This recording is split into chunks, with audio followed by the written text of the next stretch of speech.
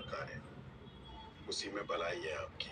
आचार्य ब्राह्मण का कर्तव्य होता है लोगों का मार्गदर्शन करना।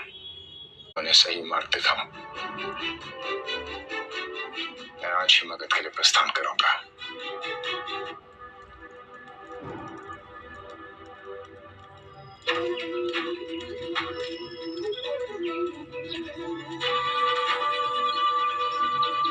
चाणक्य तक्षशिला से मगध के लिए निकल पड़े और 5 दिन का लंबा सफर तय कर पहुंच गए मगध की राजधानी पाटलिपुत्र।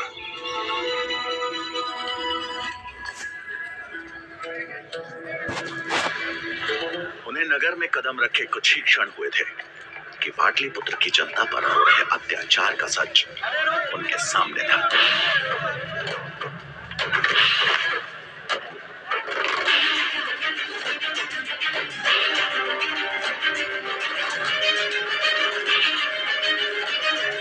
नगर के चौराहे पर कुछ सैनिक फांसी के फंदे से लटकते मृत शवों को नीचे उतार रहे थे। ये देख चाणक्य को समझने में देर नहीं लगी कि उन्हें सामूहिक मृत्यु दंड दिया गया है। और कितने लोगों को खोना होगा हमें, और कितने लोगों को मारोगे? अगर हम कर नहीं दे पाए तो क्या सारी प्रजा को मारोगे? ज्यादा बात करेगी ना तुझे भी फांसी पर लटका दूंगा। माता संभाली शालू को। उठिए उठिए उठिए।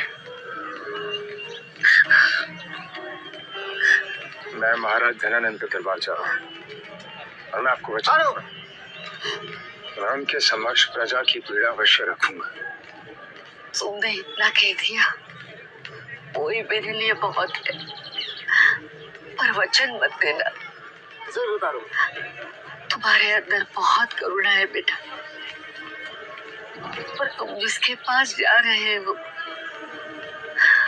उसका लहू अब पानी बन चुका है। अपने अनुभव से कह रही हूँ,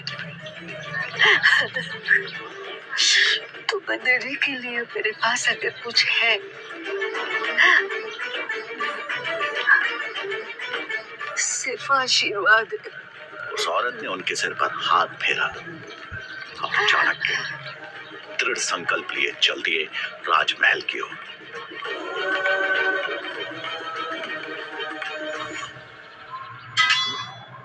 आप कौन है? तक्षशिला का आचार्य चाणक्य हूँ। एक महत्वपूर्ण कारण हेतु मेरा महाराज धनानंद से मिलना अत्यंत आवश्यक है। महाराज अभी व्यस्त हैं, आप यहाँ प्रतीक्षा करिए, मैं अभी महाराज को संदेश भिजवाता हूँ।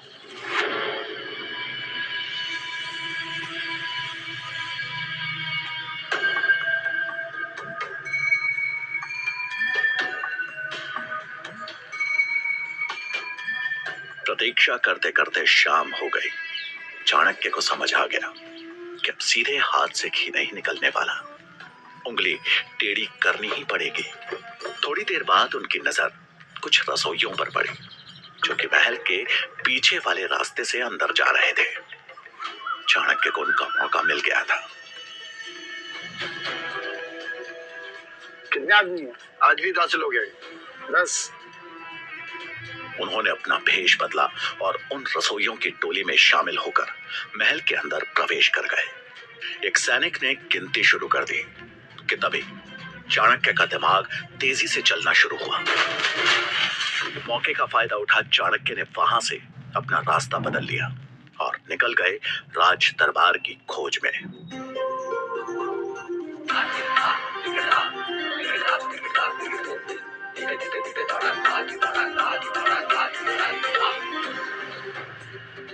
वो एक जगह रुक वापस अपने भेष में आए और कुछ ही देर में वो राज दरबार के अंदर थे। लेकिन ये क्या, राज दरबार में कोई राजसभा नहीं बल्कि सुंदरियों का नृत्य चल रहा था।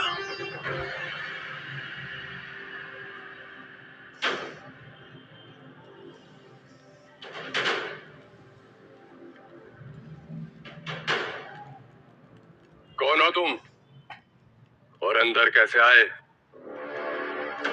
प्रणाम महाराज, मैं तक्षशिला का आचार्य चाणक्य। प्रणाम आचार्य। और ऐसी क्या वजह रही कि आप बिना आग के अंदर आ गए? अब जब अंदर आने का साहस दिखा ही दिया है तो बताइए क्या कार्य है? महाराज गांधार के राजा अंबी ने मैसेडोनिया के सम्राट सिकंदर के समक्ष आत्मसमर्पण कर दिया है। अब सिकंदर कभी भी भारत पहुंच सकता है। हमें देश की रक्षा करनी होगी और उसके लिए हमें अखंड भारत का निर्माण करना होगा। और यही प्रस्ताव लेकर मैं आपके समक्ष आया।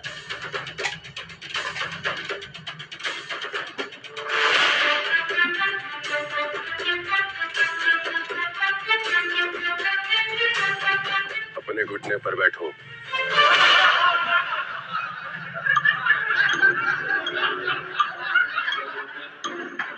सुना नहीं? अपने घुटने पर बैठो। चाणक्य ने इस अपमान को सह लिया, क्योंकि उस समय उनके मन में सिर्फ और सिर्फ प्रजा और देश की चिंता थी। कुछ बोलने से पहले ये याद रखना कि यही तेरी औकात है। महाराज, बहुत हुआ चाणक्य। 2 कौड़ी के शिक्षक हो तुम। अब तुम मुझे बताओगे कि राज्य कैसे चलाना है। तेरा भाग्य अच्छा है कि हम ब्राह्मण की हत्या नहीं करते, अन्यथा तेरा सर अभी तक धड़ से अलग हो चुका होता। चुपचाप अपना कार्य करो। युद्ध के बारे में सोचना और करना हमारा काम है।